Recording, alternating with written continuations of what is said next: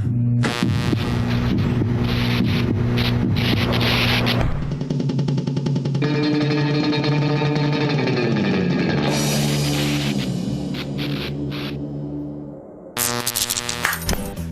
I'm Rachel and welcome to Pulse Television. On tonight's show, we visit Split Point Lighthouse. Sally does some wine tasting, Nick meets Marilyn at the Geelong Revival, Jared led some cheers with the cheerleaders, and Morgan Evan plays us a tune. Today we're at Deacon's Waterfront for the launch of M to M 2014. It's the Mountain to Mouth Extreme Arts Walk, where you can either walk 80 kilometres, 12 kilometres or just 3 kilometres and participate in this fantastic walk. Let's go and talk to some of the participants. And we're here at Deakin Waterfront for the launch of the Mountain to Mouth this time, 2014, with Mayor Darryn Lyons. But it looks like you've been running around all Geelong for over 100 days. Have you secretly been in training for this walk?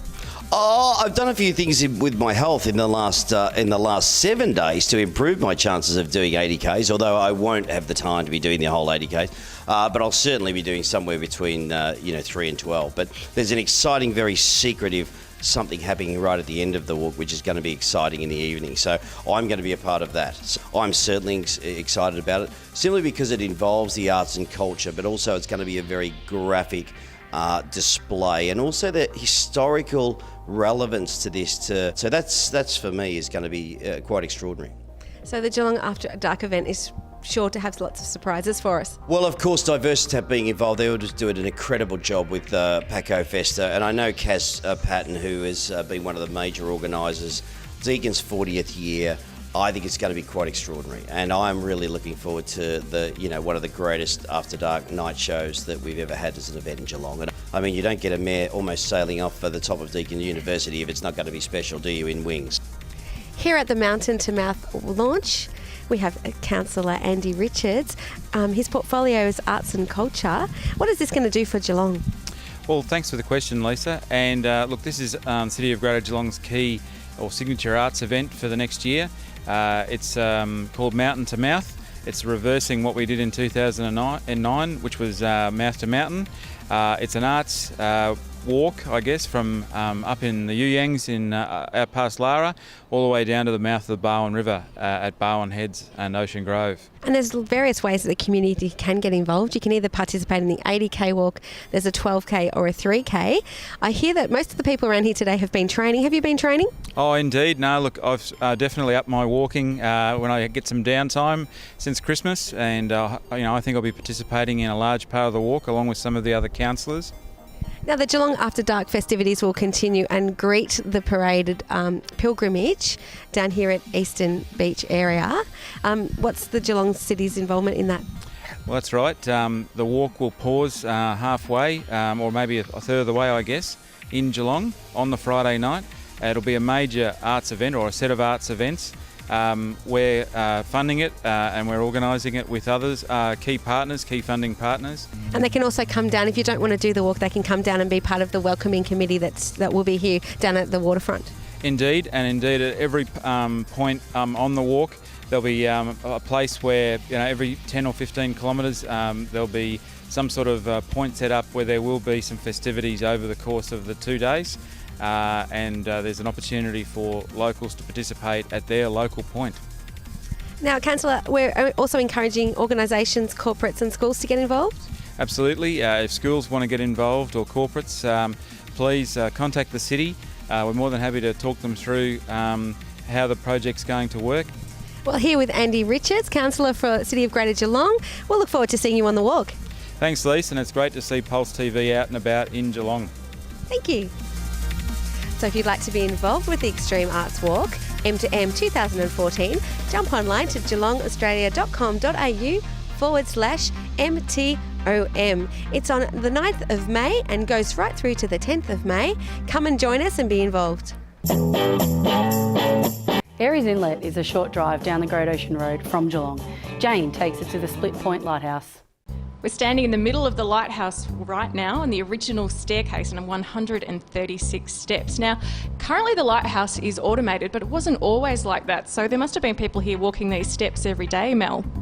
Well, when it opened in 1891, we did start by using our kerosene lantern. Now that was used and manned until 1919. So since 1919, she's actually been fully automated, first by acetylene gas, and then in about 1972, we changed to electricity as well. So now with our small globes up the top, we've got about a 30-kilometre range, just using 100-watt globes. So it's actually pretty compact when you think about it. That's trying to get across a very big area with not much at all. It's pretty amazing. The magnifying lens up the top is made out of lead crystal, and it's worth about $1.2 million in today's currency. We don't know how they could make it back in the 1800s in Birmingham. We believe we're one of the only ones left in the country with that type of lens, but it was the strongest in the world at the time. Mel, can you just take us through what we're looking at right here? Okay, so we've got the original kerosene lantern. Slightly larger one of these was used at the top and watched for up to 15 hours throughout the night by 3 keepers who were on a rotation. It then changed over to our acetylene gas lantern, which actually won a Nobel Peace Prize when it was created. Pretty dangerous gas, but not in this system. It was used until 1972, using our sun valve to actually turn it on and off using sunlight. And then we finally changed to electricity. Now, a few years ago, we were using our 1,000-watt tungsten halogen globes, which you may have seen in sports stadiums, but today we've gone down to the little 100-watt globes. Now, for the years when the lighthouse was manned, there was actually families who were living here. What was it like for them? Well, the families actually had the properties outside, which are original. The 3 families actually had 23 children between them, so it was pretty isolated, but they were quite lucky here at Split Point. They had really big properties and quite a lot of nice land around to live on. But there's another famous family who lived in the lighthouse as well, the Twists, from the famous series Round the Twist. Do you still get a lot of people who come here and remember that show? Now, we get people from all around the world. The Twists, I've had people from Brazil, from Ireland, from all around singing the song. Even young kids now do know about it, so it's pretty iconic with a beautiful red roof and a white building, so we get a lot of interest. So it's not just known for locals down here or anyone who's travelling along the Great Ocean Road, it's actually internationally famous as well. If you'd like to come down to the Split Point Lighthouse, you can actually do a tour. So tell us, Mel, how you go about doing that and what can people expect on the tour? Okay, so we're open every single day of the year except for Christmas Day. Our tours generally run for about 4 or 5 hours during the daytime. It's best to check out our website at Ecologic. You can also send us an email at tours@ecologic.net.au. The tour goes for about 45 minutes. You get an interpretive tour throughout, and then you actually go out onto the balcony up the top and get some beautiful views of our Great Ocean Road. I think it's absolutely worthwhile. This is a fascinating place to visit, and I think a fascinating place to work as well, Mel. It's pretty good.